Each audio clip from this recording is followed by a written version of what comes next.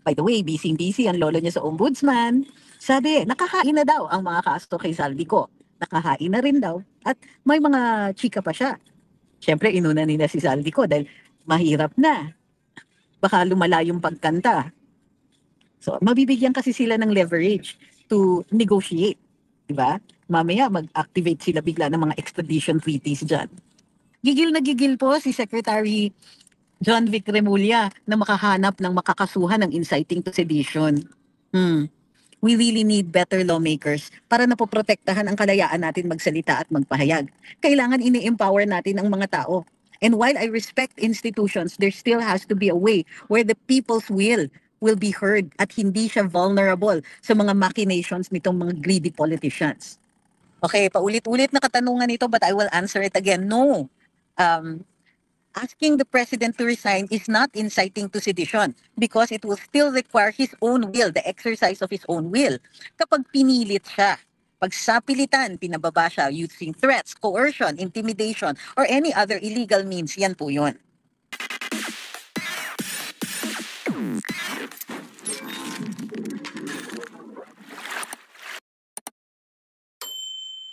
Let's get started. Kanina pinag-usapan natin na yun nga, parang nagtatampo si ES for dating Executive Secretary Lucas Bersamin sa kanyang pag-aalis sa palasyo. Kasi, ang sabi, hindi daw siya nag-resign. Inutusan daw siya na to go. Ang tanong, sino ba ang nag-utos na yon?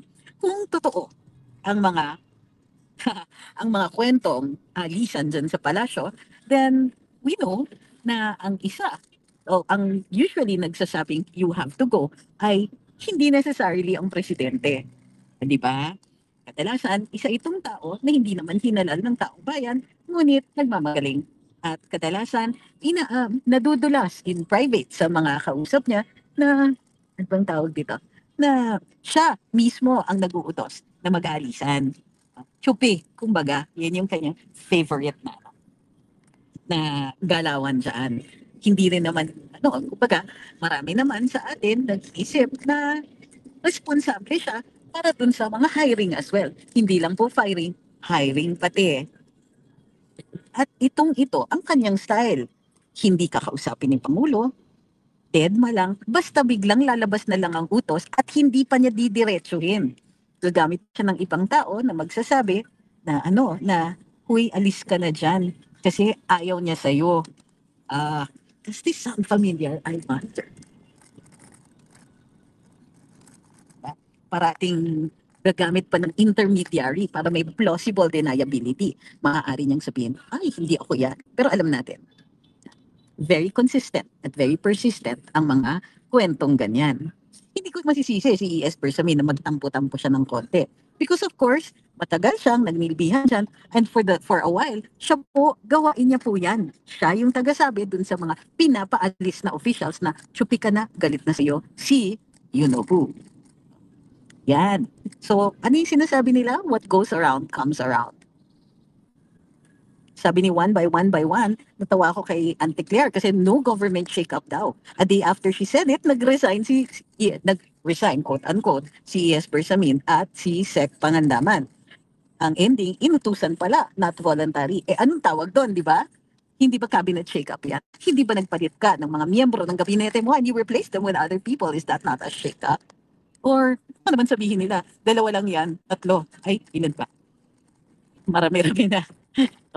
So, katulad nga ng sinabi namin sa ating mga posts, ang presidenteng nagigipit sa cabinet shake-up kumakapit. Sabi ni Juanito, si Blanc ang nagpatanggal kay Lucas Bersamin dahil sinabi na rin ni Amy na ang gobyerno pinatapatakbo ni Lisa Marcos at Martin Romualdez kaya si BBM ay isang puppet. Okay. Pero alam nyo, yung puppet theory na yan, para sa akin, might not be completely true. I mean, in part, sigurado, it's true. Kasi nga, ang dami-daming nagdidikta dyan sa palasyo. Mayroon at ramdam na ramdam. Kasi, bakit nanggagaling sa ibang tao ang hiring and firing ng mga cabinet secretaries? Bukod pa dyan. Bakit natin sinasabing not completely true? Kasi parang calculated yan to exonerate the president. Oh, he's so out of it. Ay, wala siyang alam. Ay, ribbon cutter lang. Ay, tanga lang. Diba? Ganon. Which means na wala siyang involvement at magiging negligence lang ang kanyang liability dyan.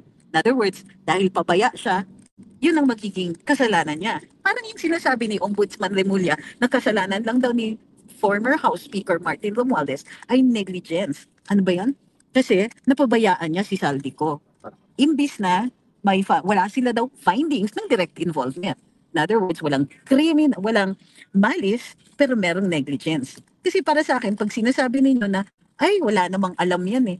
Ay, ano yun, pagpapet lang siya. Nabubuwasan yung apoy para sa presidente. Pero ang totoo niyan, tama ba na magpabaya siya? Tama ba na hayaan niya yung mga tao niya to virtually take over the office of the president? Huwag natin bigyan ng excuses ang pinakamataas na posisyon sa bansa.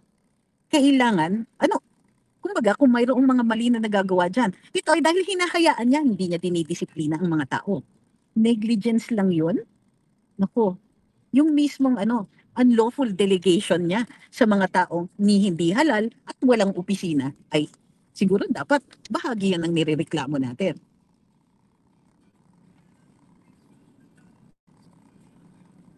Diba? At bakit naman niya pipirmahan yung mga appointments nitong mga to, i-authorize ang mga appointments kung ang pumili talaga ay hindi siya? Ay nako. At by the way, busy-busy ang lolo niya sa ombudsman. Sabi, nakahain na daw ang mga kaso kay Saldico. Nakahain na rin daw. At may mga chika pa siya. Siyempre, inuna nila si Saldico dahil mahirap na. Baka lumala yung pagkanta. So, mabibigyan kasi sila ng leverage to negotiate. Diba? Mamaya, mag-activate sila bigla ng mga extradition treaties dyan.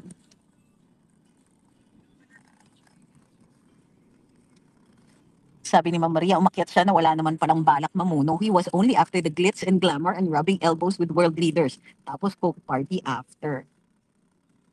Wow. Sabi ni Cold Hearted, bakit nagsasalita na lang kayo ni Attorney Lasherda? We're just trying out different things, but one of these days, we'll find out. Sabi ni Ian dami pa bala ni Saldi. I think so. Kasi ang daming proyekto niyan eh.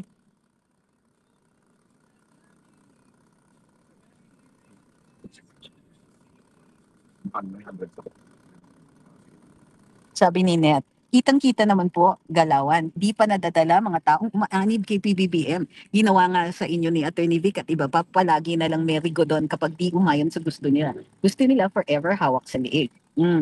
Actually, ang gusto nila, sila lang. It's called greed. Greed for power, greed for position. Kailangan kontrolado nila regardless of capability. Alam naman natin, bagsak na bagsak ang turismo dito sa Pilipinas. Pero hindi naman po yata namimiligro si DOT Secretary. O, tignan mo, laganap na laganap, presidente na ang nagsisiwalat tungkol sa flood control issues, pero hinayaan na lang nilang very quietly mag-resign ang DPWH Secretary. At hello, lumabas pa ng bansa. Napaghahalataan. Sabi ni Chi, if Saldi wants to be safe, dapat ilabas na niya lahat para mawala ng power mga taong didiin sa kanya. I'm afraid that's no longer going to be an easy task for him to avoid getting off. Kasi dalawa naman po ang motivations for him being unalive. Number one is to stop him from making public announcements. And number two is to stop him from actually testifying. So sa totoo lang, a lot of the documents that he will produce will still require him to give testimony. Hindi po lalakad mag-isa ang dokumento. Kailangan pa rin mag-attest siya. So, he has to stay alive until the court case not only has begun but has completed the presentation. He has completed the presentation of evidence. Diba?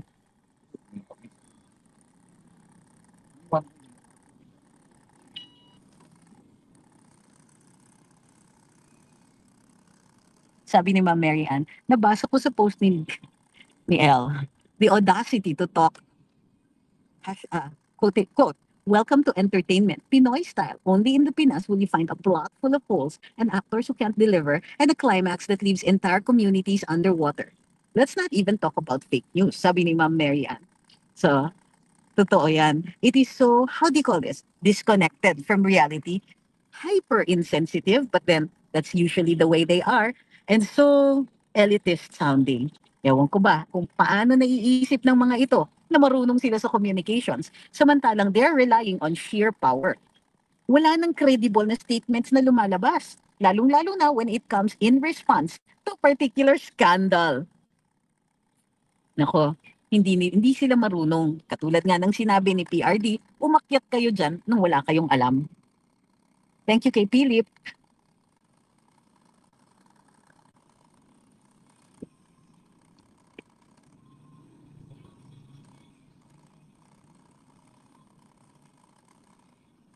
Sabi ni Ma'am Michelle, bakit po ganun ang weird after ng revelation ni Sen Aimee na kapatid niya? Bakit parang ang tahimik? Then yung media, di masyadong headline. Di po ba sobrang alarming yung mismong kapatid na ang nagsabi na adik ang presidente? Alam nyo, noong 1983, ang akusasyon nga ay in-unalive ng administrasyon ni Pangulong Marcos o ng mga opisyal niya, si Senador Benigno Aquino, dating Senador Benigno Aquino. Pero inabot ng 3 taon matapos siyang ma-unalive bago naging wagas ang revolusyon. Bakit po kayo nagmamadali? O hindi naman, ay naiintindihan ko yung nagmamadali kayo kasi nga naman very destructive yung corruption issues. Ang nakakapagtaka, bakit po hindi ninyo niaaral ang lessons ng ating kasaysayan? It took some time. Kahit nung si GMA na sinasabi nila people power din. Hindi ako naniniwala dyan, but nevertheless, it still took 3 months after the revelations of corruption. So, each of these things, they have their own timeline. They have their own pacing. Ang inaalala ko sa inyo is that just because you think wala kayong nakita na immediate na nagpuntahan ng mga tao dun sa kalye, you already think that it is a failure. Bakit naman ang bilis ninyong humusga ng ganyan? Hindi ba pwedeng, it's because actively they're preventing us. Lay blame where blame is due. O ayan pa, yung kay Gutesa. Di ba? Matindi na nga ang galit ng mga tao tungkol sa issue ng korupsyon na isiwalat ni Orly Gutesa yung connection between Zaldico and Martin Romualdez at yung distributions ng pera, but you didn't see people take to the streets. It takes some time for this to reach the people. But don't think that just because hindi pa nangyayari or hindi napapalitan or walang movement ang mga tao, that this has failed. Like I said, kahapon, pumunta ang presidente to a public speaking engagement and he was met by an a virtual, hindi naman complete silence, by a hushed group of people. May mga nagsasalita, may hindi naman completely silent. Pero iba ang atmosphere. Ramdam na ramdam niya na pinag-uusapan yung mga akusasyon ni Senadora Aimee with a background of graft and corruption.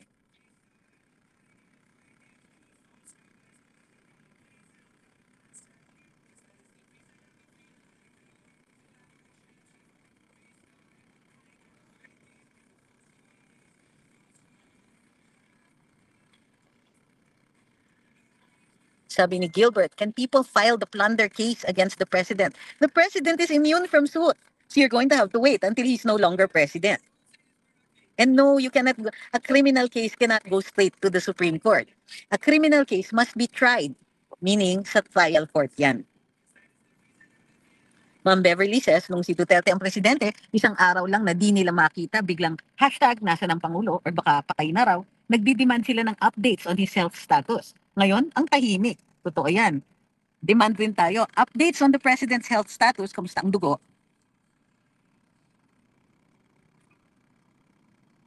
Sabi ni Sir Edwin, President Tito Soto and Vice President Lacson, they manipulated and sabotaged the Blue Ribbon Committee hearing for BBM to stay and wait for Sara to be impeached. Then Marcos will resign.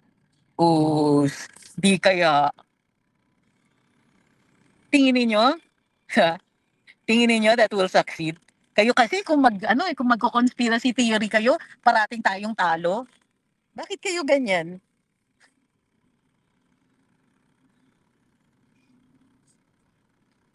Sabi ni Ms. Tess, also Zaldico said he vetted all alleged BBM insertions, orders with Romualdez, and when Romualdez concurred, go yun.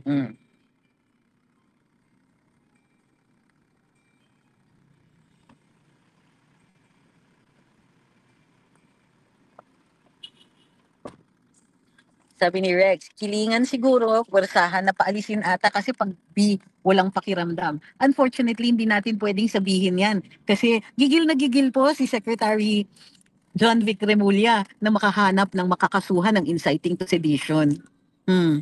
We really need better lawmakers para napoprotektahan ang kalayaan natin magsalita at magpahayag. Kailangan ini-empower natin ang mga tao. And while I respect institutions, there still has to be a way where the people's will be heard at hindi siya vulnerable sa mga machinations nitong mga greedy politicians.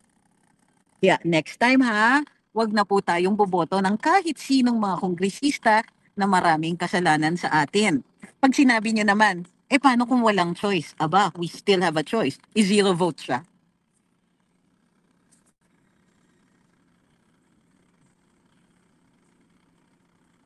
Why do I sound so lispy? I'm sorry that you think I sound that way. I have not changed. I had surgery and the stitches are all out. So kung nagko-complain ka na I still sound lispy, I'm sorry, wala na akong magagawa sa tenga nyo.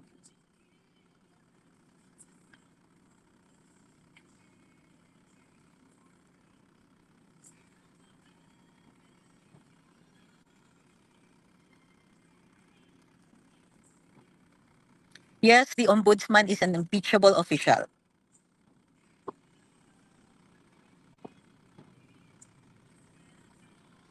Okay, paulit-ulit na katanungan ito but I will answer it again. No. Um, Asking the president to resign is not inciting to sedition because it will still require his own will, the exercise of his own will. Kapag pinilit siya, pag sapilitan, pinababa siya using threats, coercion, intimidation, or any other illegal means, yan po yun.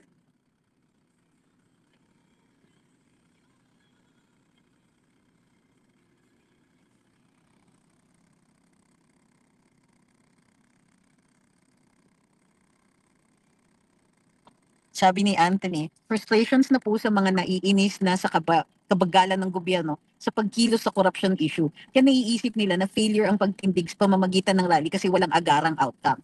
Naintindihan ko yan and I am frustrated as well. Unfortunately, yeah, the only way these things are going to work is if there is widespread participation. So ask yourselves, bakit hindi pumupunta yung mga kasama ninyo? Kung kayo'y pumupunta, nasa ng mga kaibigan? Nasa ng ibang mga ang mga barkada? Nasaan sila? Huwag mo sasabihin sa akin na nasa kabilang parlor because as of the last surveys, mas marami pa rin tayo. Ang tanong, even those people who agree that something must be done about this, they're not taking to the streets. Yun ang ginagamit na excuse ng ating mga ng nasa administrasyon. They don't feel the pressure because they don't see the pressure.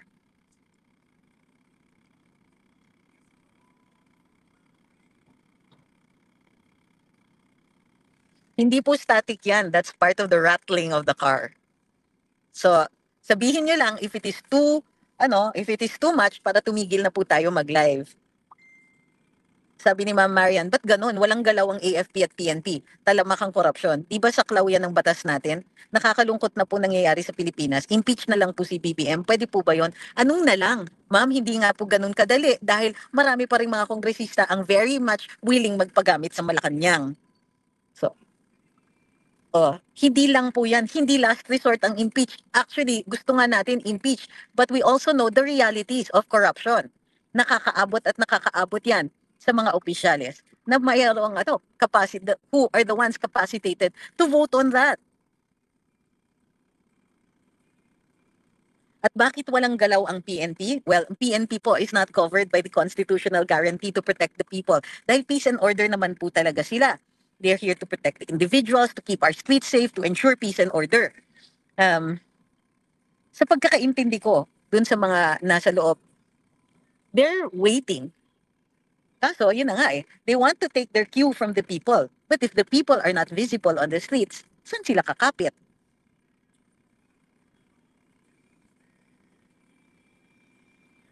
Sabi ni Kambal, libelous yung mga sinasabi ni Montulfo kahapon kay VP Inday sa Spokes, di ko tinapos. Can I file a case without the consent of VP Inday? Unfortunately, the person who can file the case is the victim. So, since hindi po kayo yung victim dyan, wala. So, sabi ni Strictly, these things take time to take root. Madaming factors that might have prevented the bigger numbers appearing on the streets, but that is not a sign of no movement.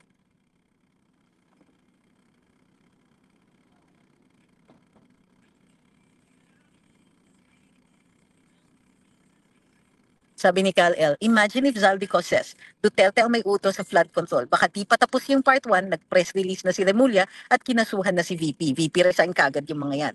Totoo yan. So unfortunately, kung nagre-rely kayo dun sa mga nasa kabilang parlors, then wag po. Ito yung problema ko sa marami nag-iintayan tayo. Kasi yung ibang hindi pumupunta, sinasabi nila, mag-iintay ako until marami ng tao. Kung hindi pa, kayo nga yung magpaparami ng tao. Ewan ko ba?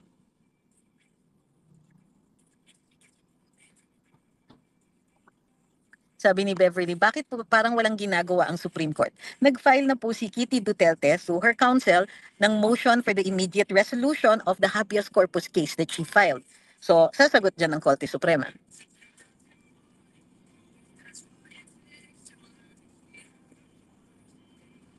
Sabi ni Patato Tini, the AFP being constitutionally mandated as protector of the people prefers protecting the military establishment instead to avert soldiers shooting one another since being perceived as divided.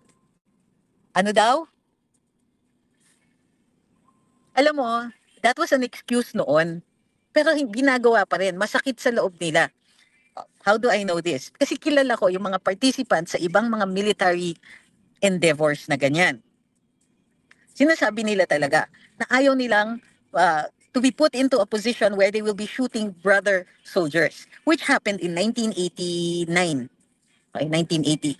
I'm sorry, 1987 and I think 1989. Two bloody movements by the military, and these were led by Gringo who later on became senator. So, yung mga ganyan, but the later ones, wala na pong ganun. Because the moment makita nila na may kasama sila sa kabila, they try to refrain from shooting. Tignan ninyo yung Oakwood. Nagkabarilan ba doon? Nagutos ang Pangulong Gloria Arroyo na to use maximum force against the Magdalo that were holed up in Manila, in Oakwood. Meron ba? So, they learned from 88 and from 87 and 89. So, hindi na po nag-a-apply yung ganyan. Unless, of course, meron diyang talagang halang na. Prefers protect. Hindi na po ganun. Ang nakikita lang po natin is they're not even getting to stage 1. Marami sa kanila galit. Marami sa kanila nakikita yung korupsyon.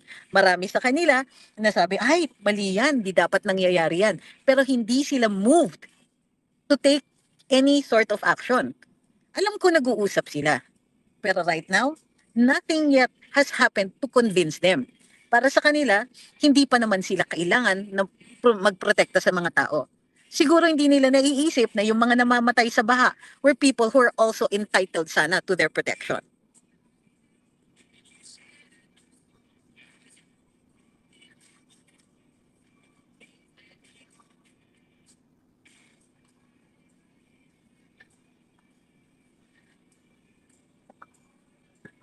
Sabi ni Eves, yung kapitbahay ko nag-post pagkatapos daw ng rally, si BBM pa din ang presidente. Nag-comment ako, sabi ko, Brad, okay lang yan, di talaga yan siya bababa. Kapit ko dahil siya at ang mga kasabwat niya, marami pang nanakawin kasi mga OFWs nag-support sa economy, may pera pa. Okay, let's answer that. Presidente pa rin si BBM. Bakit? Sila lang naman yung nag-i-expect na bababa yon. Sila lang naman ang nag-i-expect na, and rightly so, na somebody will come along and forcibly remove him. Kung hindi pa yan nangyayari ngayon, it will happen at some point if this momentum continues. Sa ngayon, happy ba yung mga yan na ang presidente natin ay already under a cloud of suspicion, already failing in trust ratings? Paano yun? When the people no longer trust nor treat the president as their leader because of the doubts about his capacity to lead. Yan ang sinasabi nila. Okay lang, presidente pa rin yung taong posibleng may tama sa ulo gawa ng kanyang lifelong bad habits.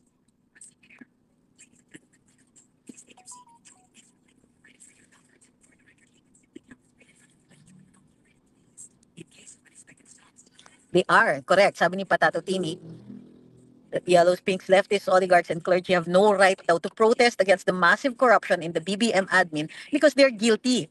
They're guilty of the sin of omission, abetting it, and focusing instead on VP Sara. And here's the thing. They're focusing on VP Sara despite the fact that she has submitted to due process. It is the president and his cohorts who are dilly-dallying. Can you imagine how much time the president has wasted? Alam na pala niya yung corruption, pero hindi siya gumagalaw. And instead, chose to go round the world or mag-tour of the Philippines, pointing to blank spaces and saying, ghost project, substandard. Sir, kung inumpisahan nyo na yung ebidensya, yung documentation, within a week, those cases could have been filed and their property attached, their assets frozen. A lot of them would not have been able to leave the country. But no, mas gusto mong magpakyut sa harap ng TV at mag-delay para makatakas yung mga kaibigan mo. So, same lahat lang kayo. Kayong mga ano, tama yan eh. And then si VP Sara, hindi ba't nag-explain siya sa COA? Ang COA wala pang desisyon. So nung pinagpupuputak nila dyan, di ko gets eh. Or iba talaga pagka gusto mong magbulag-bulagan. Gusto mong makahanap ng problema kay VP Inday. Tapos ginagamit pa nila yung 125 million. Excuse me, hindi totoo yan. Because 71 million of that 125 million was cleared by COA. Ine-explain na lang yung balanse. Which means what? 50 plus? O, bukod pa dyan. Hanggang ngayon walang desisyon ng COA. So saan nila binabase yung sinasabi nilang ninakaw ni VP Inday? Wala. Nada. Zero. Zilch. Kumbaga, hope and prayers lang talaga ang kanilang bukod tanging pag-asa para palahurain nila si VP Inday. Nothing is going to touch her because there is no corruption issue on VP Sara. Pinipilit lang nitong mga dilaw. And this is something that you must, it is your duty, lakad kayong nakikinig who want to protect VP Inday. This is something that you must emphasize. Itong mga galit nila is manufactured galit. It is fake. It has no basis because VP Inday faced those charges. Congress made sure to embarrass her, to shame her, and make people think that there was something wrong with the use of her funds. And yet, COA itself cleared at least 71 million of that amount. And the rest still they have not yet issued a decision. There is no finding kaya hindi nga umuusad yung kaso na final nila sa ombudsman because it requires a finding by COA. Saan sila humahatak ng kanilang mga conclusion?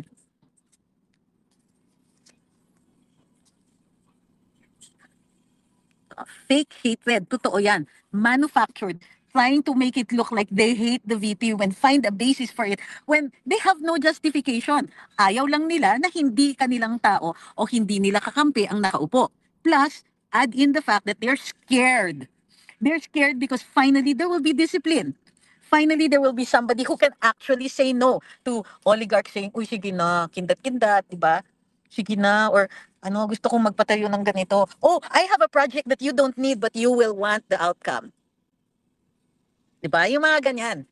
Kadalasan, maraming mga proyektong insert dyan, singit-singit dyan, that the country does not need at all. Pero dahil may gustong kumita at may hatak lumalapit sa mga government officials, nakakalusot. That's why they're called insertions. Mariosep tong mga to. Tapos kay VP Inday kayo magagalit, samantalang she's the one who will be the one standing in the way of all of these fake projects. Also, they want us busy. They want the defenders of VP Inday busy explaining why she has no fault. And sila tatawa-tawa lang because they think that by doing that, hindi natin napapansin ng presidente. Darlings, we can multitask. Diba? Oh, while defending VP Inday, we can also continue the criticism of this government and of its leader. The president has failed us in the past 3 years. He preferred to do his tours under the guise na kunwari naghahanap siya ng foreign direct investments, di ba? He preferred his ribbon cutting, preferred to hold his parties as Senator Amy revealed, party ng party ng party ng party ng party dyan sa Malacanang. And yes, maraming saksi dyan, hindi mahirap maghanap.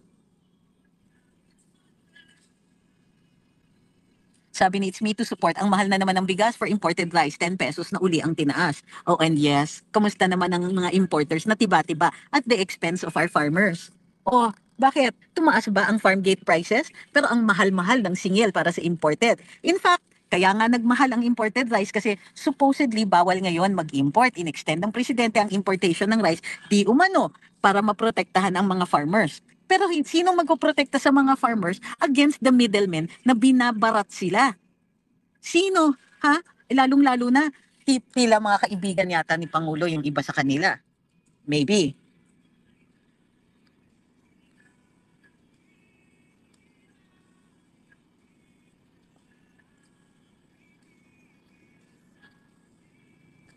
Sabi ni Strictly, ang nakakatawa dyan and only proves how scared these ops are is this. Sarah can guarantee they can easily continue their protest under her watch. The people have no leg to stand on. Totoo yan. At ito pa, saan sila wala silang masasabi that there will be oppression under Sara Duterte if they are using as a basis the government or the administration of Rodrigo Duterte. Kasi sa totoo lang, ang mga kilos protesta nila tuloy-tuloy lang under the Duterte administration. 'Di ba? May mga pathetic attempts nga dun sa People Power Monument na inaway pa nila yung mga kabataan, yung mga Duterte youth. These people, gusto nilang mag-imbento. And because they control the narrative for so long, nasanay sila na mihasa. Dahil sa kanila yung mga malalaking media companies and all that. Unfortunately, with the advent of social media, nawawalan na sila ng opportunity to remain the credible and only sources of information para pwede nila tayong paikot-ikutin. That's why they're so angry and that's why they're so vicious at us. Kaya nga, ang gustong-gusto nila to paint us with all of these things. IDDS yan. IDDSHIT yan. As if naman that when they say it, nagiging totoo. Mahina.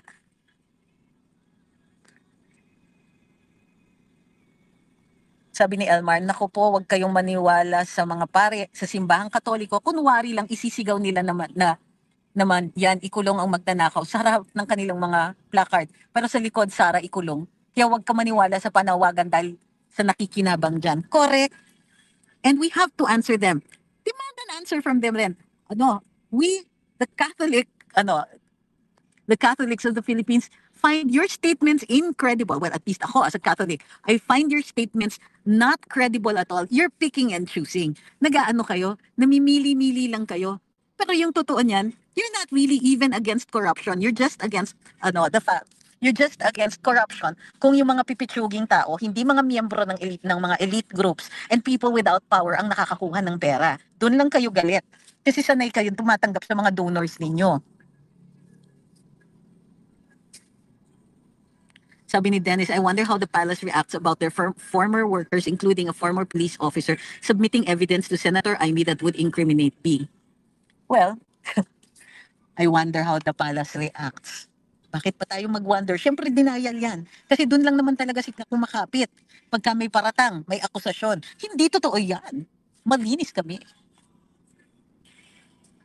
Sabi ni Eves, kakagigil si ES Bersamin, sabi niya, di raw dapat maging presidente si VP Inday. Nag-comment ako, sabi ko, bakit takot na takot kayo kay PRD, maging presidente si VP Sara dahil alam nyo, kasalanan nyo kay PRD at sa bayan. Correct yan. So don't let them control the narrative. Here's my problem with many people who are frustrated. Unang-una, they're saying that partly to discourage you. Of course, they're saying that to get an audience, they're saying that to try to control the narrative. And also, bonus for them is they're saying that para mapagod tayo. Huwag kayong mapapagod at huwag na kayong masyadong manggigigil. Be angry for a while and after that, use cold, calculating precision in answering these things. Do not let them gain an inch. Pag nagsasalita sila ng ganyan, ilabas ninyo. Why does that argument fail? Ano ba ang kinatatakutan nitong mga to? And yes, ES Bersamin has no leg to stand on saying na hindi dapat makaupo si VP Inday. Anong sasabihin nila? Corrupt si VP Inday? Pero bulag-bulagan sila dun sa halos trilyon na flood control projects that have happened under their watch. It's amazing how si ES says di pwede si VP Inday, pero pwede si BBM. Actually, sa lahat ng paratang nila kay VP Inday, nafa-fact check sila. Kasi unang-una, anong sinasabi nila? VP Inday corrupt. Lumabas ang flood control. VP Inday sira ulo. Ay, lumabas ang sagot ni Senadora Amy. Sa totoo lang, anything you throw at VP Inday, kinokorek ng tadhana. So they really should stop trying this. They really cannot do this. Hindi nga nila mabasag-basag yung mga self-proclaimed na DDS. Self-proclaimed kasi that's the only way you're identifiable, di ba? Grabe kung makasalsal dun sa sorry for the word, sa mga sa ilang milyon kay VP Inday. And that's okay with me. But the problem is hindi pa nga sinasabi ng COA yan eh. Pero itong mga to, trillion na, may saksi na, ang dami-dami ng documentation, in-announce pa ng ICI na meron ng mga kakasuhan. Bulag pa yan? Ano ba? And wag nilang sasabihin na kasalanan ni Duterte yan because these things na iniimbestigahan ng ICI, they're happening and they have happened under BBM's watch. Wala silang argumento sa totoo lang.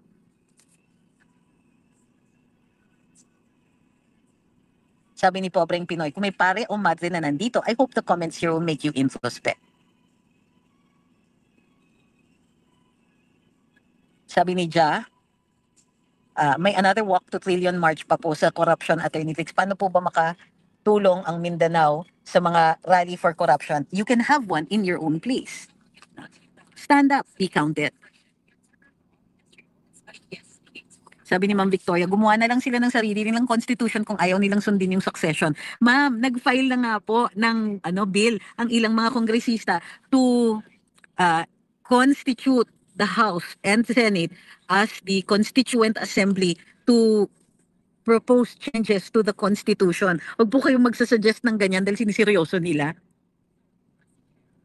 Sabi ni Kambal, napansin ko dumami yung account sa TikTok na pro-BBM. Ang sinasabi ko sa mga pamilya ko at mga groups na may control ako, to block them. Correct. Block them. So muli, ito yung sinasabi ko.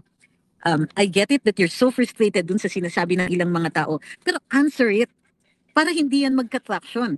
Because one way or another, if you let that pass, somebody might believe it. So, importante na ilabas yung storya ni Sara Duterte, yung storya ng confidential funds. Sa totoo lang nga pahina ng pahina yung arguments nila because they cannot argue with solid facts. Walang decision ang COA on any of the confidential funds na supposedly inaakusahan nila kay Sara Duterte. So, hindi na rin sila makareklamo about her state of mind. Kasi sa totoo lang, mas solid yung ebidensya sa state of mind ng Pangulo. But here's the thing, hindi yung mga yan ang tunay na kalaban natin. Although sila ang yung mga ginagamit ni BBM to stay in power. Ang kalaban, ang mga tiwaling opisyal. Ang kalaban yung mga tao whose hold on power they want to make permanent. Wag po natin masyadong pansinin yung mga pipitsuging nagdi-defend, but we have to answer them. But focus your attentions on the people directly responsible sa ating paghihirap, sa pag-o-oppress sa atin. Pay attention to those people. The congressmen who want to limit free speech. Okay? The senators who are pretending to investigate but actually have already taken a side and are just looking for evidence to bolster that side. What about those who are in the executive who are helping in the cover-up? Those who are actually stealing money? And yes, those who are propping up the president and acting like president, di ba? Because BBM is so out of it. Sa totoo lang, baka dapat may kinakasuhan tayo dyan ng usurpation. Kasi they are exercising the powers of the president without actually being president. At ngayon, oras na ibalik natin sa presidente. Sir, party-party daw kayo dyan? Sir, ang tagal-tagal na pala yung health issue ninyo. Hindi nyo pa ina-address? Sir, bagsak ang ekonomiya, ang growth natin has slowed down to what? 3% na lang. When what we need for sanity and for real and actual effects on the economy is 8% growth.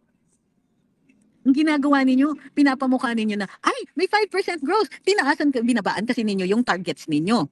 So stop moving the goalposts, Mr. President, and deal with the issues on our economy. Hindi na naman tayo, restricted naman tayo dun sa pag-e-export sa US because napakataas ng mga taripa nila. Mayroon ka bang nagawa? Nagbukas ka ba ng ibang mga merkado para sa Pilipinas? Sinarap mo pa nga ang China. So, paano yan? Sabi ni Ma'am Christine, no changing the rules in the middle of the game. We stick to the 87 Constitution. Kasi 86 Constitution was the Freedom Constitution. 87 is the Constitution that we have right now because we take the date from ratification. So, we stick to the 1987 Constitution that the Yellow Pinks love so much until Sara became constitutional successor in 2022. I love that. Sabi ni Kambal, dati I don't really fight back sa social media but now if they talk lies about VP Sara with careful words, explain the truth. Yan.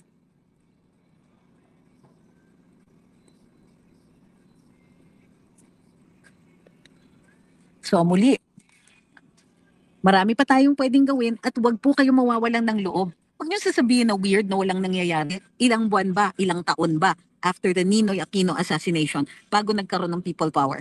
Ilang buwan ba after na isiwalat yung di umanong korupsyon laban kay ERAP? Diba ilang buwan din yun? And they actually had a lot of help. So, in fairness kay Presidente ERAP, hindi siya nag-block ng mga ng mga pagtitipon-tipon. Meron siyang mga mga nilabanan tulad ng Inquirer, pinapull out niya yung mga advertising doon. Kaya galit na galit ang Inquirer kay ERAP.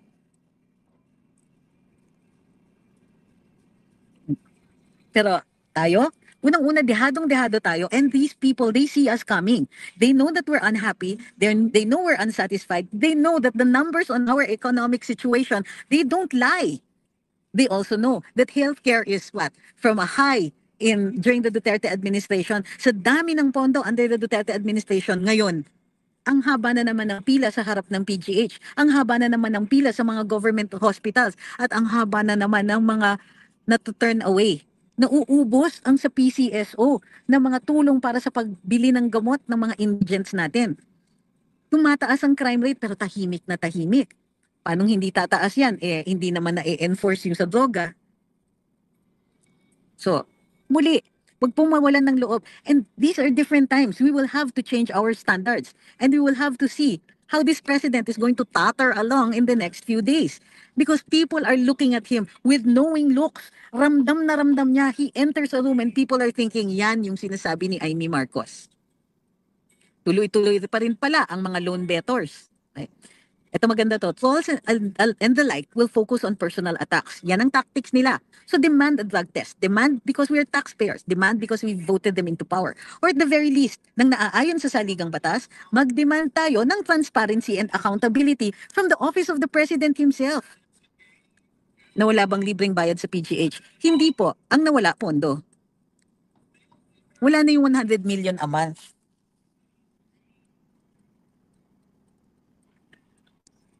So, ang isa pa, do not get sidetracked by arguments that say, gusto niyo lang iupo si VP Sara. Mali. Buong Pilipinas gustong iupo si VP Sara because she is the constitutional successor. When we voted for her exactly to replace the president if the president becomes incapacitated. Now, under ERAP, there was an argument that he was incapacitated because he was burdened by corruption. It looks like that argument can be revived again. Although ultimately the Supreme Court did not decide using that basis. Instead, they said that he voluntarily relinquished or abandoned his position. Sabi ni Ma'am Jo, nag-uumpisa nga ang pagkasira ng mga MRT. Inayos na ni PRD now, dating gawi uli. They don't spend on maintenance na mukhang ninanakaw na naman. Yes, everything is breaking down under an administration that is corrupt because there is no money for anything. Basta nagkakapera, ninanakaw na lang nila at hindi lang yon, harap-harapan pa sa atin. So for those na hindi pa nakakahanap ng kanilang konsyensya or naghahanap pa ng paki tungkol dito sa mga pangyayari, siguro naman it's time to start studying. Ultimately, aabot ang issue na ito sa inyo. Because after all, ayaw natin ng lasing na nagmamaneho ng kotse natin, di ba? Ano pa kaya yung piloto ng ship of state? Yung kapitan. We want him of good and sound mind. At kailangan ipagpalagay niya yung loob natin. Ito yung issue, Mr. President. Huwag na kayong mag-demand ng affidavit dahil kaming lahat narinig namin yung mga sinasabi ni Senadora Amy and she comes across as credible. Sagutin ninyo because this is a public interest issue. Huwag kayong magtago sa likod ng batas at ng procedures. Hindi po kami nagpa-file ng kaso, kami po ay nagdi-discuss dito at karapatan namin mag-demand ng transparency sa iyo with or without the courts. Yan yung maganda dun sa saligang batas natin dun sa sa article that protects free speech. So muli, alam naman natin na ang administrasyon na ito ay humahanap ng paraan para patahimikin tayo. Habang kaya pa natin mag-ingay, protektahan natin ang ating bayan. And no, this is no longer about Sara Duterte. It is no longer a Marcos versus Duterte thing. It is a Marcos administration that must answer to the people about the charges of corruption and drug use. Wag na po ninyong sabihan yung mga trolls ninyo na atakihin si VP Inday because we are armed with a lot of facts that indicate na nanlilihis lang po kayo ng issue. Ang ginagamit yung shield yung mga Duterte, ito yung bakbakan ninyo kasi ito yung ginawa nila. Sorry, hindi nyo na po kami madidistract. So, maraming salamat sa lahat ng sumubaybay sa live natin ngayong araw na ito. I will see you very, very soon. Baka mamayang hapon may live na naman tayo ulit.